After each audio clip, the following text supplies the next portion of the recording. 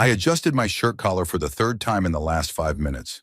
My hands were trembling slightly, not from excitement, but from irritation. 70 years later, I still had to play these family games, pretending that everything was fine when in reality she wanted to tell the truth to her face. Today is Tristan and Celeste's wedding anniversary. 5 years ago, I stood at St. Matthew's and watched my only son marry a woman who showed from day one that she didn't think our family was good enough for her. At the time, I remained silent. Martha squeezed my hand and whispered, "Give them a chance." I did.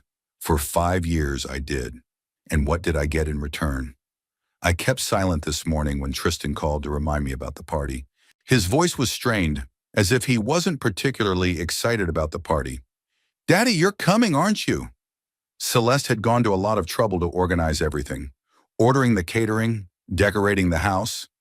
Of course she did. Celeste is always trying to impress, especially when it comes to money, which she never has enough of, but which she spends like she's typing in her basement. Catering, jewelry, a new dress. It all costs money. Where are they coming from when Tristan complained to me a month ago that they can barely make ends meet? I pulled my best jacket out of the closet, a dark blue one I'd bought when I'd worked as a chief engineer on the construction site of a new shopping center on the outskirts of town. That was about 10 years ago, but the jacket still looked decent. Quality fabric, good tailor work. Not like the expensive rags Celeste wore, which apparently she bought on credit and then spent months paying off. In the mirror, a gray-haired man with tired brown eyes looked back at me. The wrinkles were deeper than I remembered. The skin on his hands had become drier, and his hair had turned gray. Since Martha's death 3 years ago, I'd aged about 10 years. My wife always had a knack for smoothing over sharp edges in the family. She'd find the right words when I was ready to snap. She'd still find a way to reconcile me and my sister-in-law. But Martha was gone, and I'd never learned to pretend everything was fine. I remember the day Tristan brought Celeste home for the first time. It was September. The leaves were just starting to turn yellow. She was 24. He was 28. A beautiful girl. You had to hand it to her. Long brown hair, chiseled figure, knows how to dress. She came in a white blouse and pencil skirt. Heeled shoes. She looked like a magazine model. But even then, I noticed how she was looking around the house. Not admiring, not interested, but evaluating. It was like she was evaluating whether or not she wanted to be with a guy from that family. She had a cold, calculating gaze. She looked at our old sofa, at the worn carpet in the hallway, at the pictures on the walls, counting, evaluating, drawing conclusions. "What a cozy house," she said to Martha, and there was no warmth in her voice. "It must be very practical." Martha smiled and offered tea, and I realized that the word practical meant cheap and simple in Celeste's mouth.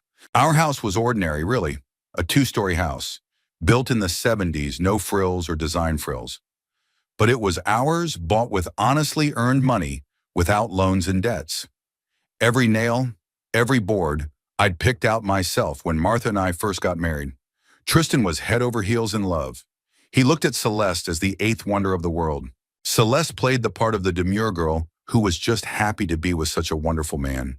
She lowered her eyes when Tristan praised her, smiled shyly when we asked questions about her work and plans.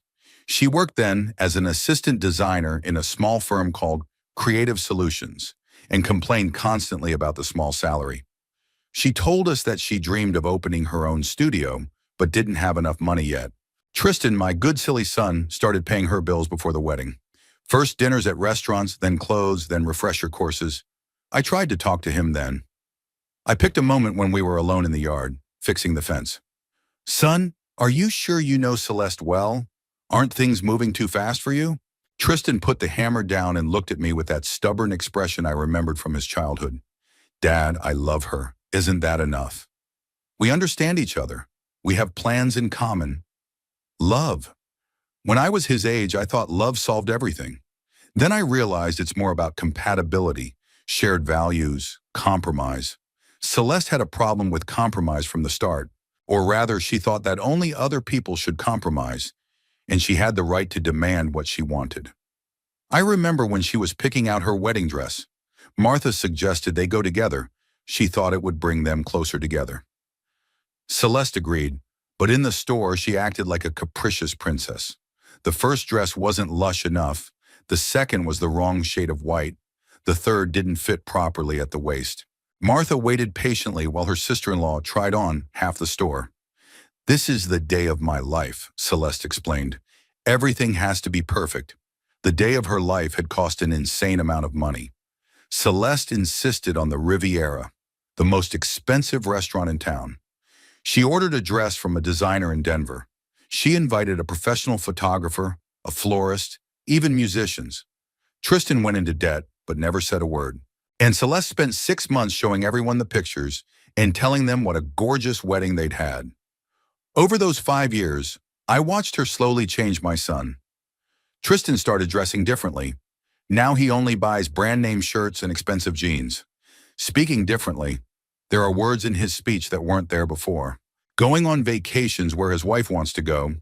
Last year they flew to California, although Tristan has always dreamed of fishing in Colorado. He works as a programmer for a company called Techno Solutions, and the salary is not bad for our town, but it's not cosmic. $3,500 a month, except for bonuses, and Celeste spends like he owns this company and several others. I tied my tie, dark red, a last birthday present from Martha, and looked at the clock. It's 6:45. The party starts at 7 sharp, but Celeste probably expects everyone to arrive 1 minute to the minute. She doesn't like tardiness, especially when it comes to events she organizes. Punctuality is a sign of respect, she likes to say. The car keys were on the dresser next to Martha's picture. My wife was smiling from the portrait. This photo was taken the year before she died when we traveled to Niagara Falls. For a second, I thought she was shaking her head. "Don't get into arguments," it was as if she was saying. Martha had always been a peacemaker. Perhaps that's why Celeste never openly confronted her. In front of her mother-in-law, her daughter-in-law behaved in an exemplary manner, and all her grievances were expressed through hints and disgruntled glances. Tristan's house was in the new Willow Park neighborhood, where each house cost as much as 3 of mine. Celeste had insisted on buying here, even though a 30-year mortgage was eating up half the family budget. "We need a prestigious address," she explained. What exactly she needed it for, she never said. When I pulled into their driveway, I saw several cars already in the driveway. The neighbor's Honda, the Ford of Tristan's colleague, an unfamiliar gray Chevy. The guests were arriving on time. The house was lit up with windows, porch lights on the porch, garlands strung in the yard. Celeste had really made an effort to impress. She met me at the door before I could even ring the bell. She was wearing a new dress, black, sequined, obviously expensive. I knew it was new because she wasn't wearing anything I'd seen at family dinners before. "Jean, it's so good of you to come." She kissed me on the cheek, but there was a strain in her voice. "Come in. Everyone's here. It's such a special day." There was too much joy in her voice, too much enthusiasm, like an actress overplaying her part. There were 15 people in the living room. Tristan's colleagues, neighbors, a few of Celeste's friends from her former job at the design firm. The music was playing softly, some kind of modern jazz that Celeste considers sophisticated. There were elegant plates of appetizers and several bottles of champagne on the table. Everything looked classy and expensive, like a picture from a magazine about the beautiful life. Tristan approached me with a glass in his hand. He was wearing a new shirt, a white one with cufflinks that I'd seen for the first time. He looked tired, shadows under his eyes. "Dad, thanks for coming. How you doing? How you feeling?" "I'm fine. Happy anniversary." We hugged and I could feel how tense he was. His shoulders were wooden, his movements stiff. Something was wrong, but I didn't ask in front of the guests. Celeste was already circling the room with a glass in her hand, telling someone about vacation plans in Europe. "We're thinking of going to Italy this summer," she told her neighbor, Deborah Hampton. "Sure, Tuscany, such vineyards, such architecture. Tristan has long dreamed of seeing Florence. It's interesting. I remember Tristan complaining as recently as last month that he could barely cover his household expenses. Europe costs money, a lot of money. Tickets, hotels, excursions, all $5,000 minimum. Where would they get it from?"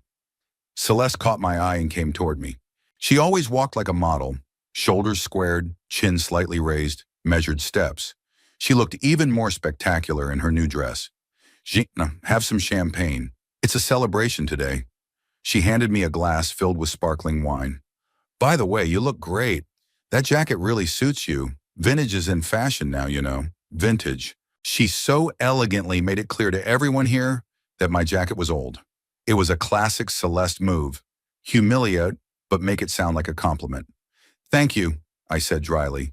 The jacket was not new, but its quality. Of course, of course. Celeste smiled her sweet smile. In your generation, you had an appreciation for quality. They bought things to last for years. Not like us. We always want something new. Tristan's colleague, Kevin Sterling, a 35-year-old programmer, was standing next to us. He listened attentively to our conversation. How long have you been retired, Mr. Blackstone? Kevin asked. 3 years, I answered. I worked as a civil engineer. Oh, an engineer! Celeste shook her hands. Jean built shopping centers, office buildings. But that was back in the days when engineers earned a decent salary. Now, of course, pensions aren't as generous as they used to be. Another neat trick. Now everyone knows I'm in financial trouble. It's not true, though. My pension is quite sufficient for a modest but decent life. The house has long been paid off. The car is not new but serviceable. There is enough money for food and medicine. I am not rich, but I am not poor. But what an experience!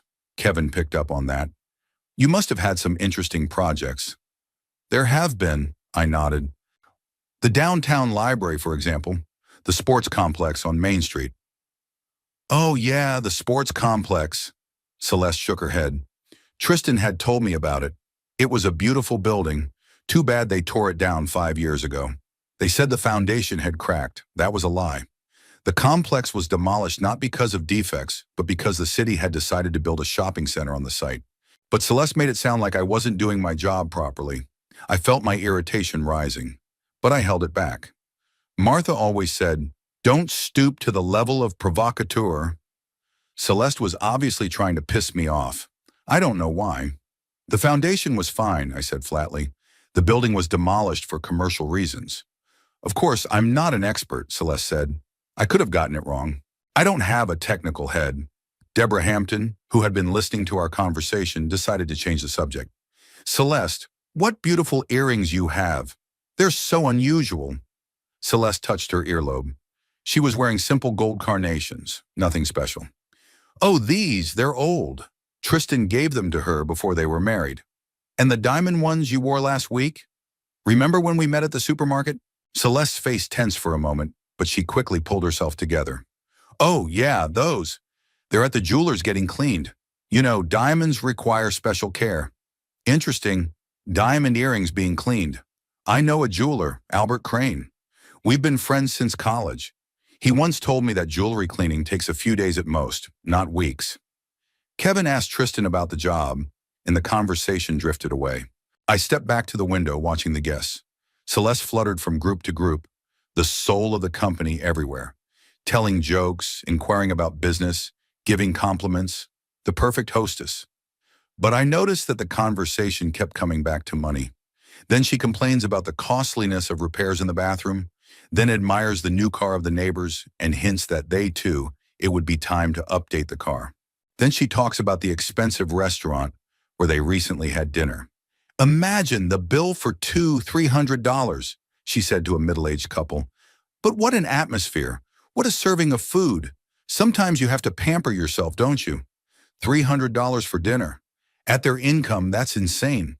I did the math. That's almost a tenth of Tristan's monthly salary. Normal people spend that kind of money on a week's worth of groceries, not one dinner. Sean, where do you usually eat dinner? Celeste turned to me, noticing my gaze. Do you have any favorite places in the city? At home, usually, I answered. I cook myself. Oh, how practical, Celeste laughed. It must be economical. Food is so expensive now, especially quality food. We try to buy everything organic, but it's so hard on the budget. Again with the economy. Another allusion to my poverty. She insists on painting me the image of a poor old man who skimped on food, even though she's complaining about not having enough money. It's healthier to cook at home, I said. You know what you're eating. Of course, Celeste nodded.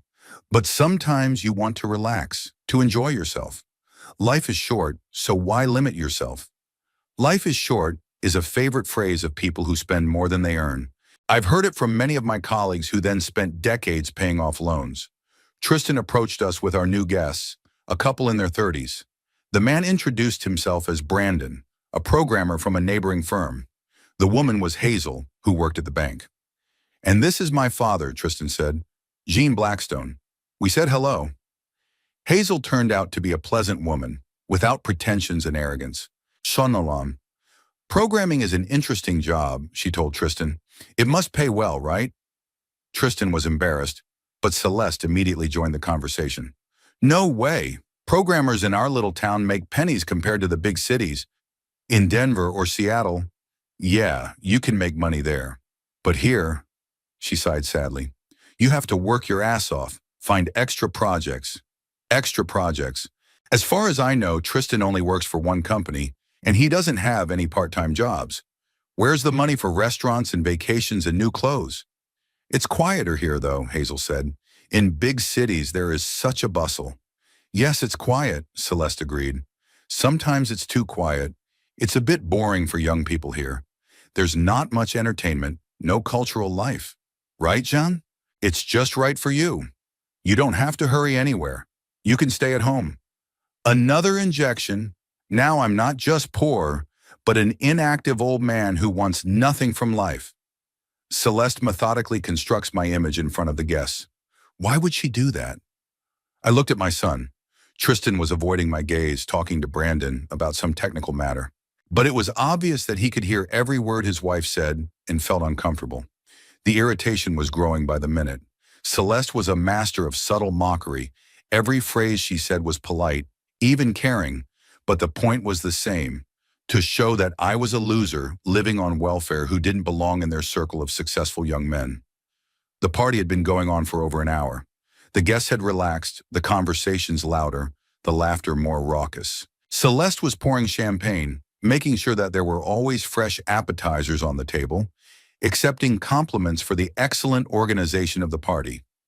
She was in her element, the center of attention, the perfect hostess, a woman who knows how to create an atmosphere. I stood by the bookcase looking at the spines. Most of the books had clearly been bought for beauty.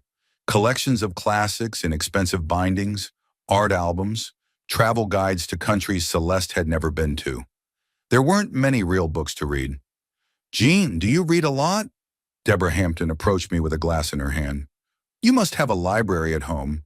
"I do," I nodded. "Mostly technical books, history."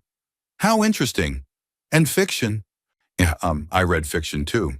Hemingway, Steinbeck." Celeste heard our conversation and joined us. She had an almost empty glass in her hand, her cheeks slightly flushed from the champagne. "What are you two talking about? About books?" She took one of the art albums from the shelf. "Jean, look at this beautiful album about the Louvre. Tristan and I dream of going there, to see the Gioconda with our own eyes." The album was really expensive. Glossy paper, high-quality printing, gold embossing on the cover. It costs at least $100. "It's a beautiful album," I agreed. "Yes, I chose it very carefully," Celeste flipped through the pages. "I wanted something really worthwhile. I don't like cheap knockoffs. I'd rather save up and buy a quality item than junk." Again, the hint of my financial capabilities. Celeste couldn't just show the book. It was mandatory to mention that she only buys expensive things, unlike some people. Kevin Sterling and his wife, a skinny blonde named Amy, approached us. They were newly married. You could tell by the way they held hands and looked at each other. "Celeste, your house is so beautiful," Amy marveled, "and the jewelry is exquisite, especially those earrings you wore at the company party last month." "Diamonds?" Celeste's face twitched, but she quickly pulled herself together. "Oh yeah, those earrings. Thank you for the compliment. Where did you buy them?" "I'm looking for something similar for my sister. Her birthday's coming up." Celeste sipped from her glass, clearly buying time. It was a gift from Tristan. He picked it out himself. I don't even know exactly where he bought it." Can I see it?" Amy tilted her head. "Why didn't you wear them today? They look so good on you." Celeste stammered, then straightened up sharply. "They're gone." There was a pause in the conversation. Amy opened her mouth in surprise. Kevin frowned. Deborah set her glass on the table. Missing how? Deborah asked. Celeste looked around, making sure all the guests were listening to her. Her voice grew louder, dramatic. They disappeared from my jewelry box 3 weeks ago. $3,000 earrings. Real diamonds, the work of a jeweler in Denver. The guests looked at each other. Someone put down a glass. The music suddenly seemed too loud. Did you go to the police? Kevin asked. No, I haven't. Celeste shook her head. You see, this is a family matter. I know exactly who took them. Tristan, who was talking to Brandon at the other end of the room, heard the last words and turned to us. Celeste, what are you talking about? Your earrings, honey, the ones you gave me for my 3rd anniversary. Do you remember how happy I was? Of course I do, but they were stolen right out of our house. Celeste was getting louder and louder. Can you believe it? Someone came into our bedroom and took them out of the jewelry box. All the guests gathered around us. The atmosphere of celebration evaporated and tension hung in its place. Who could have done it? Hazel asked. You don't have strangers in the house. Celeste turned to me slowly. Her eyes were shining, her cheeks burning. She was clearly enjoying the moment. There are no intruders, but there are people we considered family. She paused, letting the words hang in the air. People we trusted. Who came to our house, knew where the valuables were. Tristan turned pale. Celeste, what are you trying to say? I want to tell the truth. Celeste raised her hand sharply and pointed her finger at me. That old man is a thief. He stole my earrings when he came to dinner a month ago. There was dead silence in the room. Everyone looked at Celeste and me. Someone groaned softly. Someone took a step back. I felt a chill run through my body. Not shame or fear, but rage. 70 years of honest living, and this is the accusation I'm facing in front of strangers. Celeste, have you gone mad? Tristan whispered. No, darling. I have finally had an epiphany. Celeste turned to the guests. You understand, pensions are miserable now, and you want to live decently. So he decided to improve his financial situation at our expense. Deborah Hampton coughed awkwardly. Kevin stared at the floor. Amy huddled close to her husband. Everyone felt extremely uncomfortable, but no one knew what to say. I looked at my son. Tristan stood there with his mouth open, unable to utter a word. His eyes were filled with confusion and horror. And then something in me snapped. All the humiliation of the evening, all the innuendo, all the attempts to make me look like a penniless loser, it all came down to one clear desire, to put that liar in her place. You know, Celeste, I said calmly, you're right about one thing. The earrings are really gone from your jewelry box. Celeste nodded triumphantly. You see, he confesses. But you forgot to add, I continued in the same even tone, that the earrings disappeared because you took them out yourself, to the Golden Horseshoe Pawn Shop on Oak Street, on the 27th of last month, got $2,200 for them. Celeste's face changed instantly. The blush was gone from her cheeks, her eyes widened with shock. What did you say? You sold the earrings to pay off the minimum payment on your MasterCard credit card, I said clearly, so that every guest could hear every word. The debt had accumulated because of your shopping and eating out. Celeste tried to smile, but it was pathetic. That's bullshit. How could you possibly know that? Because the pawn shop clerk, Rosa Miller, is my neighbor. She told me how a beautiful young woman brought in some expensive earrings and was very nervous at the checkout. Rosa remembered you because you cried when you handed over the jewelry. The glass fell out of Celeste's hands and shattered on the floor. The champagne spilled over the carpet, shards flying in different directions. But no one paid any attention to it. Everyone was staring at my son's daughter-in-law, who had just choked on her own lies. The shards of the glass lay on the carpet like shattered hopes. Celeste stood among them, pale and confused, and all the guests looked at her with undisguised curiosity. The festive atmosphere had finally evaporated, giving way to a heavy tension. It's not true, Celeste shook her head, trying to pull herself together. This is some kind of monstrous mistake. I've never been in that pawn shop. Her voice was shaking, but she was still trying to play the part of the aggrieved victim. Her hands were shaking as she bent down to pick up the shards. Leave it, Tristan said quietly. I'll clean it up later. He looked at his wife as if seeing her for the first time. The eyes were filled with confusion and the beginning realization that something serious was happening, something that could change everything. Rose remembered you very well, I continued calmly. Sana, you were wearing a gray coat and black-heeled boots. Your hair was in a ponytail. First you asked how much you got for the earrings. Then you hesitated for a long time. Rosa even offered you coffee while you were deciding. No, Celeste whispered. It's just a coincidence. A lot of women wear gray coats. You also brought a sapphire ring, I added. But you didn't pawn it. She said it was a memento of her grandmother. Celeste's face darkened completely. The sapphire ring was indeed a family heirloom, and only the people closest to her knew about it. Now it was clear that I was telling the truth. Kevin Sterling coughed awkwardly. Maybe we should leave. This is a family matter. No, stay, Tristan said sharply. I want to get to the bottom of this. Right now, he turned to his wife. There was a metallic note in his voice that I hadn't heard in years. It's what Tristan used to say when he was a kid, when he was angry or hurt. Celeste, is it true? Did you sell the earrings? Tristan, honey. Celeste tried to take his hand, but he pulled away. You don't believe these stories, do you? I'm asking you straight out.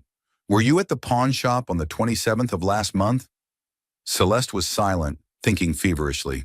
It was obvious that she was trying to think of a plausible version of events, but time was working against her. The longer she remained silent, the guiltier she looked.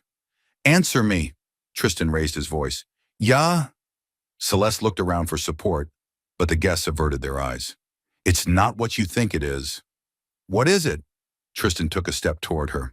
Explain to me what it is. Rose Miller could have made a mistake, I interjected. But there are records. A pawn shop must keep a record of all transactions. There are the date, time, description of the object, passport data of the client. Celeste turned to me sharply. Did you do this on purpose? Were you following me? I was just talking to my neighbor. Rosa told the story as a curiosity. Say, a young woman came in, very worried about having to part with jewelry. Rosa even felt sorry for you. And you immediately thought of me. Celeste flared up. You thought it was me. I didn't realize it right away, I admitted. Not until you started accusing me of stealing today. Then it all made sense. Deborah Hampton picked up her purse. We should probably get going. Thanks for the invitation. Yeah, we should get going too, Kevin seconded. No, wait, Tristan held up his hand. Celeste, I want an explanation. Now. Celeste looked around at the guests, who clearly wanted to leave but were hesitant to interrupt the family drama.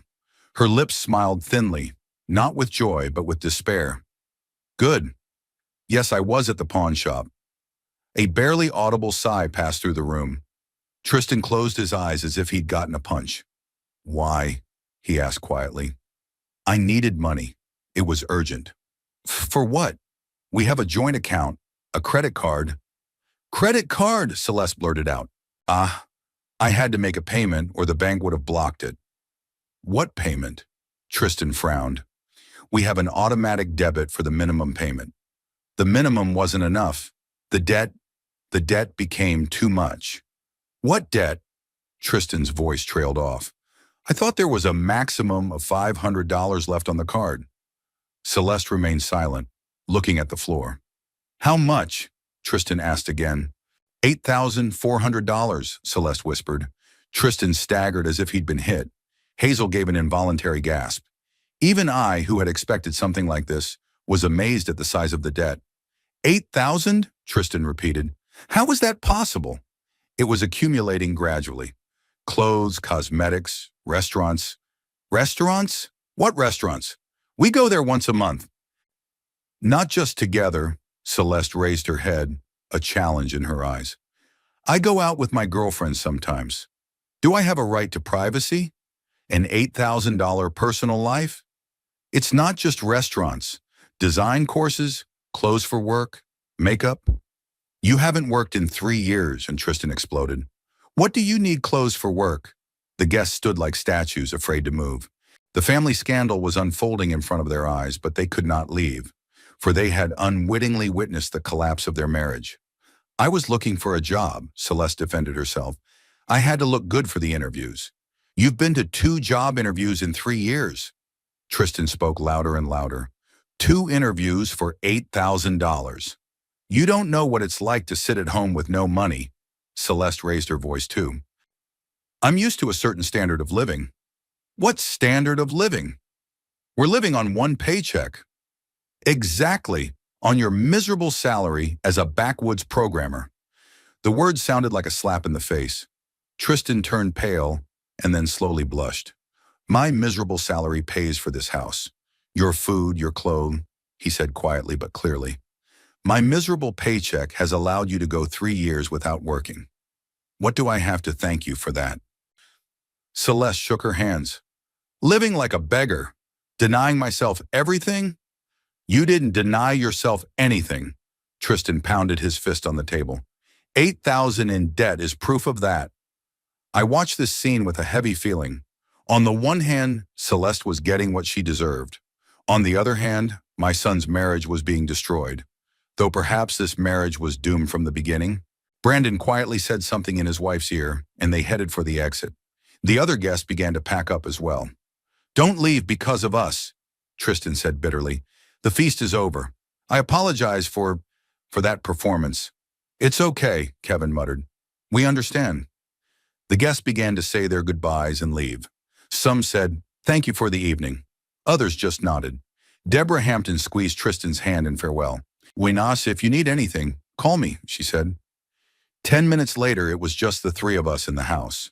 Celeste was sitting on the couch staring at the floor. Tristan stood in the middle of the room amidst the shards of a broken glass.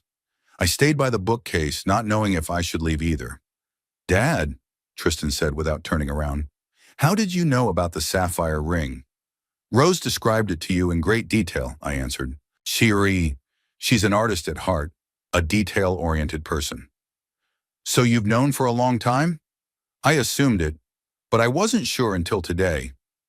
Tristan turned to me slowly. Why didn't you tell me before? Because it's your family life, none of my business. But today you decided what had become your business? I looked at him carefully. There was no accusation in my son's voice, only weariness and pain. Today I was publicly accused of stealing, I said. It was already about me. A heavy silence hung in the living room. The sound of cars driving away came from the street as the guests hurried out of the house, where the family party had turned into a public exposure. Celeste was still sitting on the couch, hands clenched into fists. Tristan stood in the middle of the room, looking at his wife as if trying to figure out who she really was.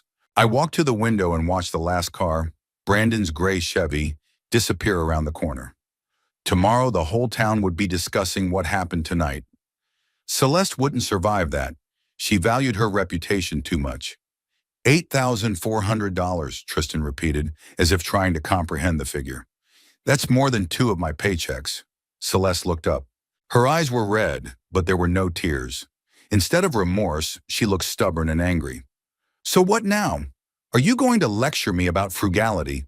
I want to understand how it happened, when it started, why you didn't tell me. I would have told you, so what? Would you have made a scene, forbidden me to spend money, put me on bread and water? Tristan shook his head slowly. I would have helped you find a way out. We'd work out the debts together. What kind of a way out? Celeste stood up from the couch, and I could see that she was swaying slightly. She'd had more champagne than she realized. Cut back on spending? Give up everything that makes life normal? Normal, Tristan interjected. Celeste, do you think it's normal to spend $8,000 in debt? I think it's normal to live like a human being, not a beggar, going to restaurants, buying nice clothes, going out with my girlfriends. On me! On my family! Celeste slammed her fist on the back of the couch. I'm a wife, not a servant. I'm entitled to money. I stood at the window and watched the argument. Celeste didn't understand the main thing. Money should be earned first and then spent. For her, the family budget was an unlimited source of money for her desires. All right, Tristan said tiredly. Akaform, tell me in detail, what exactly you spent the $8,000 on? Why do you want to know?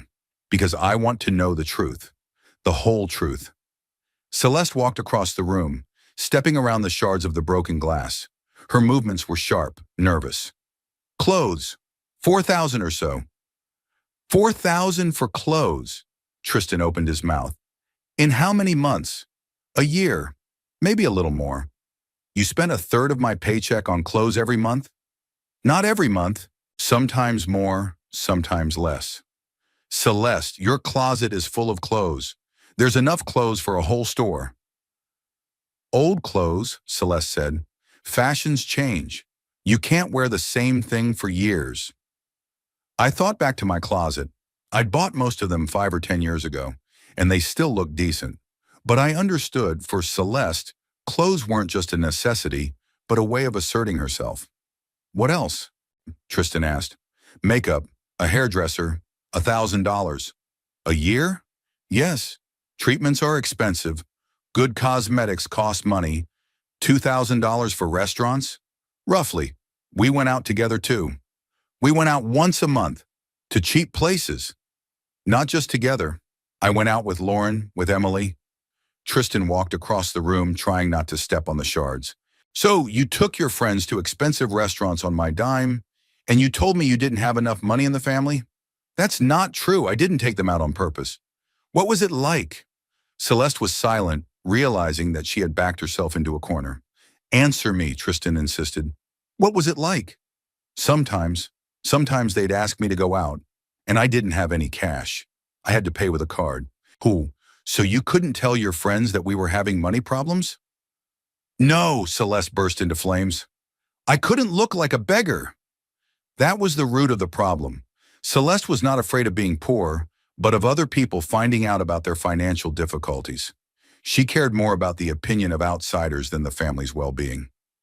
And the other 1,500? Tristan continued his questioning. Stuff. Gifts. Cabs. Small purchases. What kind of gifts? Birthdays, holidays? You can't just show up empty-handed. Celeste, we gave gifts. I remember buying them together. Not always.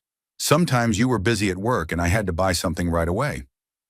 Tristan stopped and looked at his wife carefully. Show me the credit card statement. What? The credit card statement. I want to see exactly what the money was spent on. Celeste's face turned pale. Why would you do that? I told you. You said a lot of things, and now I want to see the documents. I don't have any on me. There's a wallet in your purse and a card in your wallet. We can go to the bank's website right now. Celeste backed up against the wall. This is humiliating. You don't trust me. After what happened today? No, I don't. Tristan pulled out his cell phone. Give me the map. I won't. Then I'll go to the bank myself tomorrow. As a co-borrower on the card, I'm entitled to full information. Celeste realized she'd lost. Slowly, she opened her purse, took out her wallet, pulled out a plastic card. Here you go. She tossed the card on the floor. Study it, analyze it, make every dollar count. Tristan picked up the card, turned on his phone, logged onto the bank's website. He flipped through the screen in silence for several minutes, his face growing grimmer and grimmer. Relax Spay, $250, he read aloud. Elite Fashion Store, $400. The Grand Palace Restaurant, $180. All that in one day. There was a special occasion. What special occasion? March 5th. What special occasion? Lauren's birthday. And the next day, shoe store, $300. I needed shoes to go with my dress. And the day after that, jewelry store, $500. Celeste didn't say anything. What did you buy at the jewelry store? Tristan asked quietly. A bracelet. What bracelet? Where is it? Ooh, I have it. Let me see it. Celeste reluctantly rolled up her sleeve. A thin gold bracelet with small stones glistened on her wrist. $500 for that? Tristan shook his head. Celeste, it's costume jewelry. It's not costume jewelry. It's gold with fianites. You can buy a bracelet with real diamonds for $500. How do you know that? You never knew anything about jewelry. As I listened to this conversation, I realized Celeste had been scammed at the store. They sold her a cheap piece of jewelry for the price of jewelry. But she didn't want to admit she'd been conned. Tristan continued to study the statement. Online cosmetics store, $300. A handbag store, $450. Riviera restaurant, $240. Enough, Celeste shouted. Stop embarrassing me. I'm not embarrassing you. You're the one who's dishonoring yourself, Celeste cried. Finally, tears ran down her cheeks, smearing her mascara. You don't understand. All my friends are better off than us. Their husbands earn more. I'm ashamed to be around them. And for that, you went into debt for $8,000? I wanted to look decent. I wanted you to be proud of me. Proud? Tristan laughed bitterly. No, Celeste, I'd be proud if you got a job. If you helped the family budget instead of ruining it. Easy for you to say. Who's going to run the household? What housekeeping? We order ready meals half the time. The cleaning lady comes twice a week. What kind of housekeeping do you do? Celeste sobbed and sank back onto the couch. Her black mascara left traces on her cheeks. Her expensive dress was wrinkled. She no longer looked like a successful young woman, more like a delinquent child. What's going to happen now? She asked quietly. I don't know, Tristan answered. I honestly don't know. I knew it was time for me to leave, but I couldn't bring myself to leave the house at a time like this. Tristan looked confused and depressed, and Celeste was sobbing on the couch, smearing mascara on her cheeks. The atmosphere was so heavy that the air seemed to grow thick. Dad, can you stay? Tristan asked without turning around. I need someone by my side. I nodded, though I realized my presence could only make things worse. Celeste was already furious that I was the one who'd ruined her play. But my son had asked, and after everything that had happened, I couldn't refuse him. Tristan continued to study the statement on his phone. His face grew more somber with each new line. Celeste, what's this payment for $1,500? Credit Solutions? Celeste lifted her crying head. It's no big deal. $1,500 is nothing special. What kind of company? A microcredit organization. Tristan froze. What?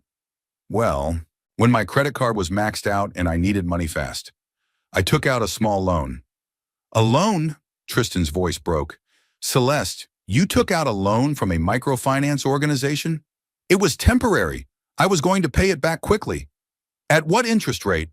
Celeste was silent, staring at the floor. What interest? Tristan repeated louder. 28% a year.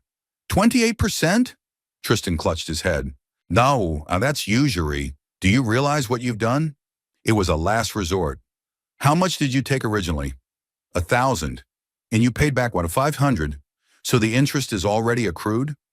Celeste nodded without raising her head. I watched the scene with growing horror. Microloans are a noose around the neck for people who don't know how to manage their money.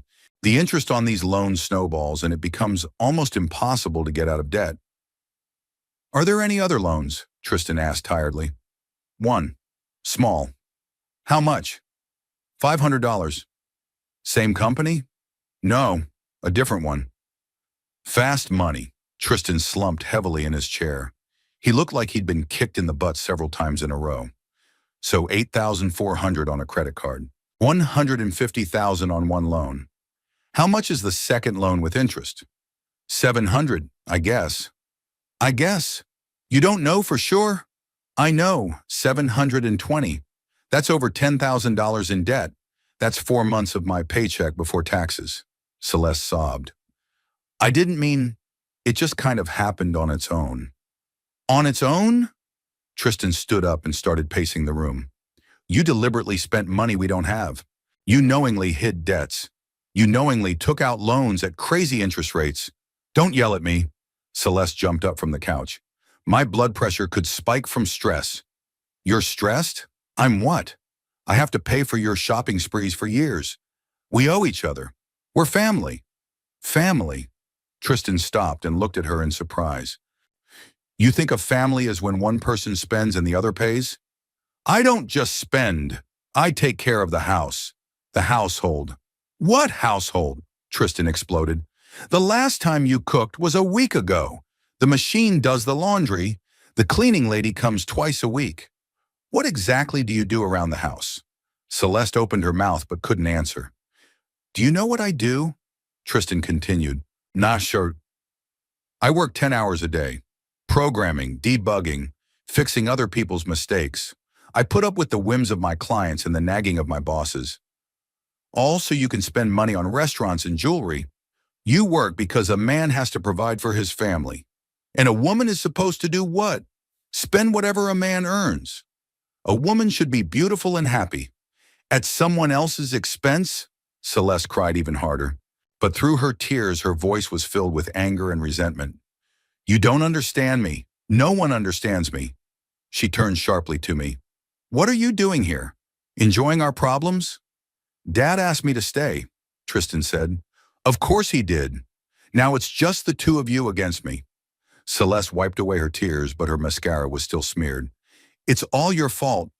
She pointed her finger in my direction. My fault? I was surprised. Yes, yours. If you'd helped us financially, I wouldn't have to go into debt. Tristan looked at his wife dumbfounded. Celeste, what does Dad have to do with this? He has a house, he has a pension, he has savings, and his son is living in debt. My father doesn't owe anybody anything. Yes, he does. He owes his son. Normal parents help their children. I felt rage boiling up in my chest. So I'm also to blame for their problems. Me, who had worked my whole life honestly and owed no one anything? Celeste, I said slowly, I helped Tristan buy this house. I put a down payment of $20,000. So what? That's a drop in the bucket.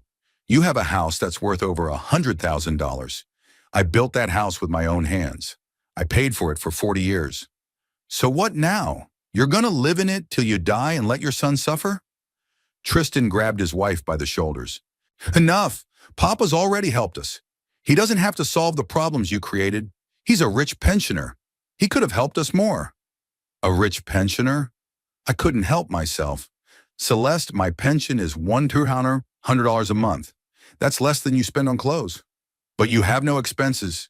You live alone. You don't support anybody. I've got utilities, property taxes, insurance, medicine. And we have loans, mortgages, which you took out on your own, of your own free will. Celeste turned to Tristan. Do you hear me? Your father thinks we're to blame for our own problems. We are to blame, Tristan shouted. Or rather, it's your fault. I work and earn money and you waste it. I'm not wasting it. I'm living a normal life. A normal life. $10,000 in debt is normal? For a young family, yes. Everyone we know is living on credit. Hannah, and that's why we have to? Celeste suddenly stopped crying and straightened up. A cold glint appeared in her eyes. You know what? I'm sick of making excuses. Yes, I spend money. Yes, I take out loans. And you know why? Because I'm not going to live like a pauper. You're not a beggar. You're a beggar. On a programmer's salary from a backwater town, you can only exist. And I want to live. At my expense. At my family's expense. We are husband and wife. Husband and wife is a partnership. What we have here is a parasite. The word parasite sounded like a whiplash. Celeste turned pale, then red. How dare you call me that? What else do you call a person who only spends and gives nothing in return? I am a giver. I'm a wife. I create coziness, atmosphere. For $10,000 of atmosphere? Celeste looked around, looking for something to say in her defense. She looked at the expensive curtains, the stylish lamps, the framed pictures. Look how beautifully I've furnished the house. How stylish everything looks. With my money, our money, I'm your wife. A wife who lies and hides debts. I didn't want to upset you. I didn't want to upset you, but I wanted me to pay, Celeste cried again. But now the tears seemed less sincere. She realized that she had lost the argument and was trying to evoke pity. Tristan, honey, I'll make it up to you. I'll get a job. I'll save money. How will you get a job? You have no experience, no connections. I'll find one. I'll work anywhere. Anywhere? Tristan grinned bitterly. You're a princess. Working in a supermarket or a cafe is not for you. I'll do anything. Yesterday you were ready to spend $300 on dinner, and today you're ready for anything? Celeste didn't answer. She realized that every word she said would only make things worse. But she couldn't stay silent either. That would mean admitting defeat. All right, she said at last. If you want a divorce, get a divorce. Just remember, half of everything we have is legally mine. Half of the debts belong to you, too, Tristan said coldly. The court will decide who is to blame for the divorce. The court? Tristan looked at her in surprise. Are you already thinking about the trial? What else is there to think about? You're humiliating me, insulting me. I'm telling the truth. Your truth. And my truth is that I live with you for 5 years, and I have the right to compensation. As I listened to those words, I realized that my son's marriage was really over. Celeste is already planning a divorce and thinking about how to divide the property. There is no love here, only calculation and mutual claims. Tristan sat in his chair, staring at the floor. Celeste went into the bedroom, slamming the door loudly. It was just the two of us in the living room, amidst the shards of broken glass and scraps of marital happiness. The silence was hard on my ears, only the ticking of the wall clock and the muffled sobs from the bedroom. Dad, Tristan said without raising his head, how long have you known? I sank down on the couch feeling tired. It had been a hard evening, and there were more difficult conversations ahead. I didn't know for sure. I'd been suspicious for the last 6 months. What exactly made you suspicious? I've been thinking. How do I tell my son that his wife is lying and cheating without looking like a vindictive old man looking for faults in his daughter-in-law? Remember when you came to my birthday party in March? I do. Celeste was wearing a new dress. Expensive. I asked her what the occasion was, and she said it was an old dress she hadn't worn in a while. What's so suspicious about that? There was still a tag on the dress. I saw it when she bent over to pick up her fork. The tag was tucked inside, but the tip was sticking out. Tristan lifted his head and looked at me. The tag? Yes. She lied about the dress being old. Why lie about such a small thing? Maybe she didn't want you to think we were wasting money on nothing. Tristan, that dress cost at least $300. You could tell from the fabric and the cut. That's no small thing for your budget. My son thought about it. I could see other episodes popping up in his mind that had seemed insignificant before. What else did you notice? I stood up and walked to the window. It was already dark outside. The street lights were on. The windows of the neighboring houses were lit up. People were having dinner, watching TV, putting their children to bed. Ordinary, peaceful life, without dramas and scandals. Do you remember in April when I stopped by while you were at work? Celeste was home alone. I remember you told me about it. I didn't tell you everything. When I came in, Celeste was on the phone. Very quiet, almost a whisper. When she saw me, she ended it quickly. Maybe she was talking to a friend about something personal. Maybe. But then, while we were having tea, the phone rang 3 times. Celeste didn't even look to see who was calling. She just dropped the call. That's weird, Tristan agreed. And when I asked if it was an important call, she said it was an ad man. But it was a regular number, not an ad. How do you know? I saw the phone screen. The number started with a local area code, not 800 like the advertisers. Tristan rubbed his forehead. So you think she got a call from a bank or a micro-lending organization? Most likely. They demanded she pay off her overdue payments. And I was a fool not to notice. You work. You're tired. It's hard to notice little things when your head's full of other problems. I went back to the couch. Tristan looked depressed, but I had to tell him everything. I'd rather let him know the truth now than continue living in deception. One more thing. Back in May, you asked me to take Celeste to the mall while your car was being repaired. Yeah, I remember. We went to the Westfield Mall. Celeste said she wanted to buy a birthday present for your sister. And did she? She did. A $40 scarf. But then we went to 3 other stores. She bought shoes, a bag, makeup. She spent over $400. $400? Tristan frowned. She told me she only spent it on a gift. I thought maybe she had some savings of her own. It's not my place to ask. But when we got to the checkout line at the last store, the card didn't go through. It didn't go through how? The cashier said insufficient funds. Celeste got very embarrassed, asked me to try again. It didn't work. So she pulled out another card. Another? Tristan straightened up. What other card? I don't know. Dark blue. Not like the one you have in common. We only have one credit card, a joint one. And Celeste has a debit card, but it's never a large amount. So she had another credit card. It was in her name. Tristan closed his eyes. How much more I don't know about my own wife. Tristan, maybe we should check her credit history. How do I do that? All right. Check with the credit bureau. As a husband, you have the right to request information about your wife's debts. Do you think there are more debts? I think what we found out today is just the tip of the iceberg. There was a sound from the bedroom as Celeste searched the closet, pulling out drawers. Then the door slammed and it was quiet. Do you remember the story about her job? I asked. What story? A year ago, she told me she'd been offered a position at a design studio in Cheyenne. Good pay, interesting projects. I remember. She said she'd think about it. And then she turned it down. She said she didn't want to drive to another city every day. Yeah, that's what happened.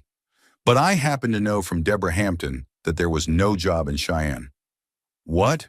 Deborah works for a staffing agency. She checked through her channels and no one offered Celeste a job in Cheyenne. No one at all. Tristan shook his head slowly.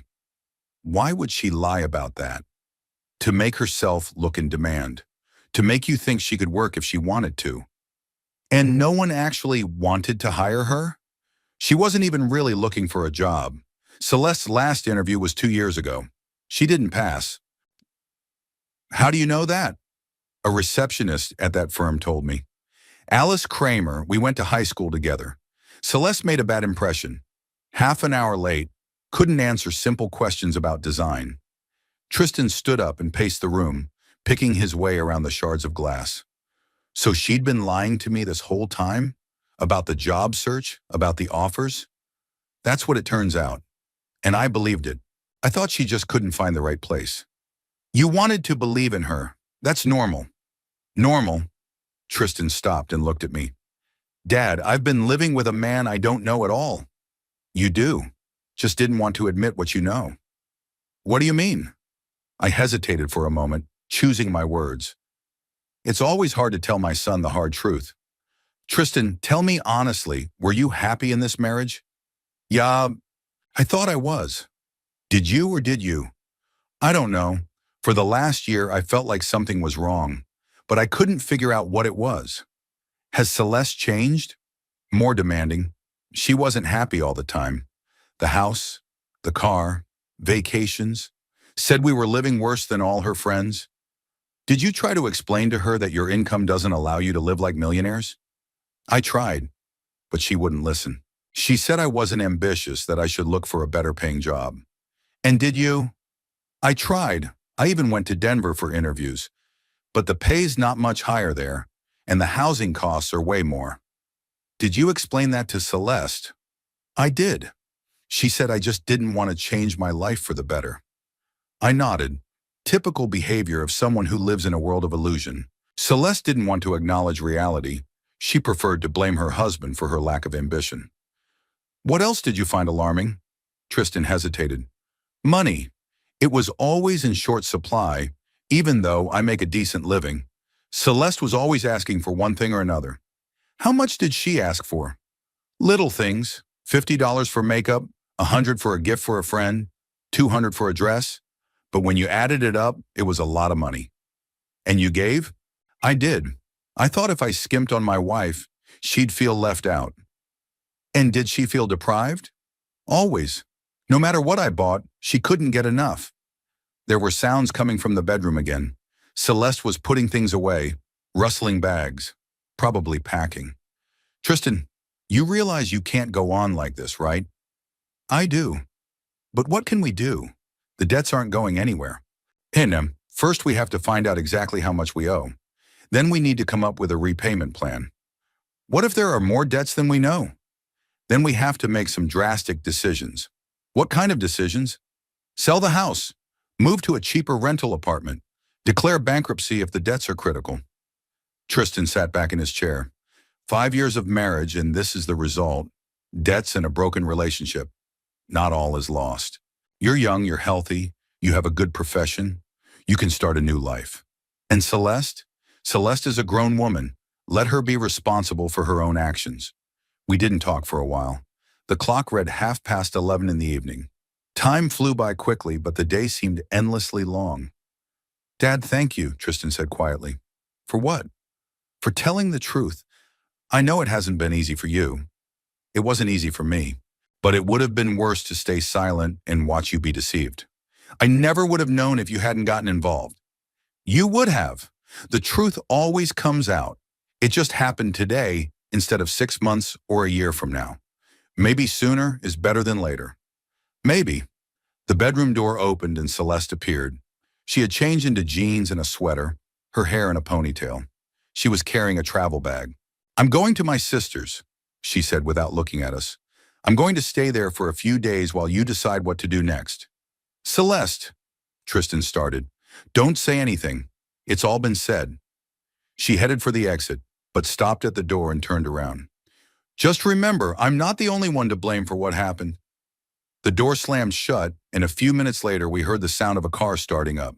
Celeste had gone to her sister Violet, who lived across town. The silence in the house became even more oppressive. It was just Tristan and me, and the heavy thoughts of the future. Tristan sat in his chair, staring into the void. The evening had been too eventful, and he needed time to think about it. I understood how he felt when his life was falling apart. It was hard to know what to do next. Sure. Would you like some coffee? I offered. I'd love some. I went into the kitchen and turned on the coffee machine. An expensive model, Italian, costing several $100s, another Celeste expense that Tristan probably didn't know about. I wondered how many more of these surprises he would discover when he started scrutinizing the family expenses. While the coffee was brewing, I looked around the kitchen more closely. New dishes in the cabinet, expensive pots on the stove, an electronic bread maker that, judging by its cleanliness, no one had ever used. The refrigerator was hung with magnets from various countries, France, Italy, Spain. But as far as I knew, Celeste had never traveled abroad. Dad, do you think she's really going to Violet? Tristan asked when I returned with 2 cups of coffee. Where else would she go? She doesn't have anyone else in town. She has friends. Lauren, Emily. She's not going to tell her friends the truth about the debt. It would be embarrassing, but she'd have to tell her sister. Tristan sipped his coffee and grumbled. Bitter. Celeste buys cheap beans, I said, even though a coffee machine costs half your paycheck. Yeah, saving on the little things while spending on the big things. Very logical. We were quiet for a while, sipping our coffee. A car drove by outside the window. A dog barked somewhere in the distance.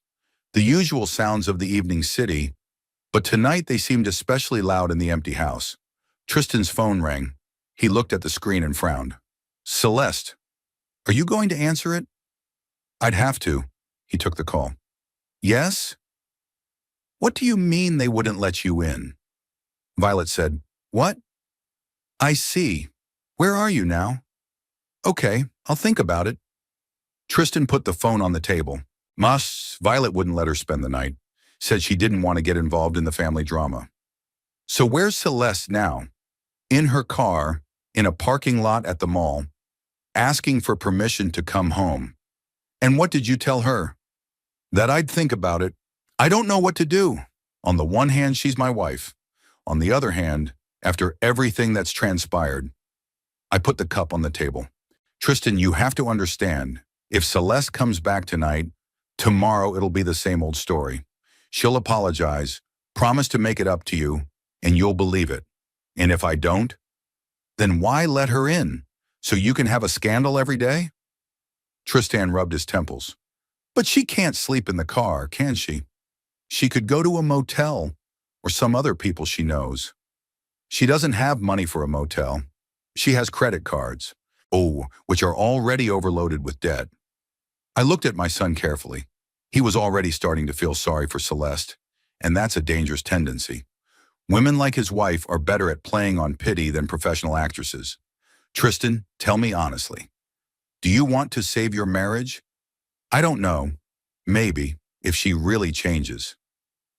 Do you believe she will change? He paused, staring into his cup. I want to believe. That doesn't answer my question. No, I don't. Celeste is who she is. She's not going to change just because I want her to. Then why continue a relationship that's doomed? Because divorce is complicated. Property division, alimony. The phone rang again. Celeste again. Tristan, I'm sorry to call so often. I heard her voice as my son put it on speaker. But I really don't have anywhere to go. Celeste, we need to have a serious talk. About our relationship, about our debts. Let's talk. I'm ready to talk about anything. Just not over the phone, but at home. I'm not sure I'm ready to have that conversation today. There was a pause on the phone. Tristan, do you want a divorce? I want to see if there's a future for us. What do you think? After 5 years of marriage? After all the lies that came out today? I didn't lie, I didn't tell you some things. Son. Celeste, you accused my father of stealing in front of strangers. I was upset. I didn't know what to say about the earrings.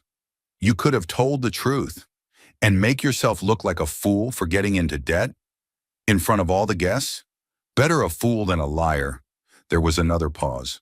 Then Celeste spoke in a different tone, harder and more determined. All right, if you don't want to see me tonight, I'll sleep at the motel. But tomorrow we'll meet and decide everything definitively. It's a deal. And be warned, if you decide to file for divorce, I'll demand alimony. Under the law, a wife is entitled to alimony, especially if she's out of work through her husband's fault. Through her husband's fault? Tristan interjected. You didn't want me to work. You said a man should provide for his family. Celeste, you didn't want to work. Prove it in court. I have witnesses who will testify that you don't want your wife to work. What witnesses? My friends. Lauren remembers you saying that a wife should take care of the house, not her career. I looked at my son. His face had gone pale. Celeste really was willing to lie in court to get child support. I never said that, Tristan said. Yes, you did. I said a lot of other things too, like that you didn't want me to work in another city because it would affect our family life. But those are different things. The court will decide what's different and what's the same, and I'll claim half of the house. According to the law, all property acquired during marriage is divided equally. My father made the down payment on the house, and we paid the mortgage together. The 5-year mortgage is my share too. Tristan closed his eyes. Celeste, let's not threaten each other. They're not threats. They're warnings. You want a divorce, you'll get one. But by the book. She disconnected. Tristan put the phone down and looked at me. Dad, what did she mean about the equity in the house? I mean, you made the down payment. Unfortunately, the law isn't always fair, I said. If the house is registered to both of you, then technically it is considered jointly acquired property. Even if I paid the mortgage alone, even if, Celeste can claim that she managed the household, provided for your life, created the conditions for your work. But she didn't do anything around the house. Who can prove that? Was the cleaning lady an official employee? Were her wages paid with taxes? Of course not. She was paid in cash. So Celeste could say she cleaned by herself. Who's going to refute that? Tristan's in over his head. So she could sue for half the house? She could try. The other question is how much it's really worth. What do you mean? The house is worth $180,000, but there's a $30,000 mortgage on it. The net worth is $50,000. Half of 50 is $25,000. That's not much. Plus Celeste's debts of $10,000. If she gets her debt split in half, you'll owe $5,000 of her spending money. So she'd actually get $20,000 at best, but there's also attorney's fees, appraisals, court costs. It could end up costing more to get a divorce than the property they're splitting. And alimony? Alimony is more serious. If the court finds that Celeste is out of work through no fault of your own, they can award maintenance for 1 year to 3 years. How much? Usually up to 30% of income. In your case, about $1,000 a month. Tristan turned even paler. $1,000 a month for 3 years? That's $36,000? Exactly.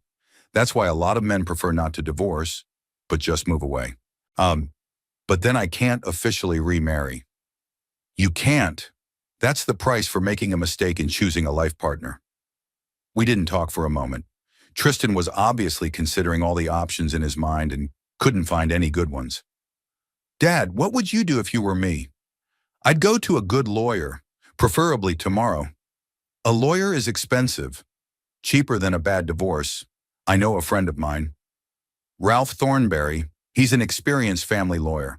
He can help minimize your losses. Will you talk to him? I'll talk to him. I'll explain the situation, see when we can meet. What if Celeste hires a lawyer too? She will, on your dime, by the way.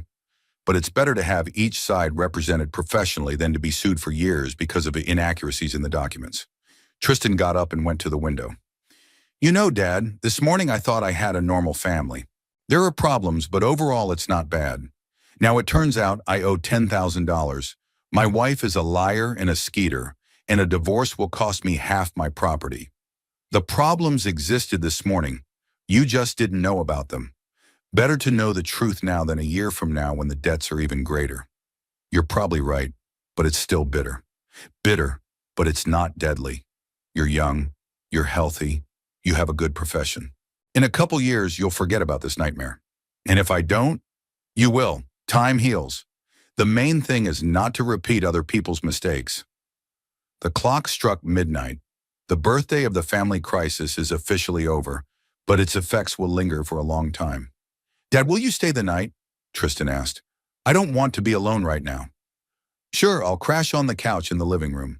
Thank you. Thank you for everything. We began to clean up the shards of broken glass, the symbolic remains of a broken family. The morning came gray and rainy. I woke up on the living room couch and heard Tristan fiddling in the kitchen. The clock read 7:45, early for a day off, but neither of us could sleep much after yesterday. My son sat at the table with a cup of coffee and a cell phone in his hands. He didn't look good. Red eyes, unshaven, hair disheveled. He'd clearly had a sleepless night. Good morning, and I said, how'd you sleep? I didn't. I tossed and turned till morning, thinking. Thinking about what? Everything. Celeste, debts, what to do next. I poured myself a cup of coffee and sat across from him. Rain drizzled outside the window, droplets dripping down the glass. The dreary weather reflected our mood. Celeste called 3 times.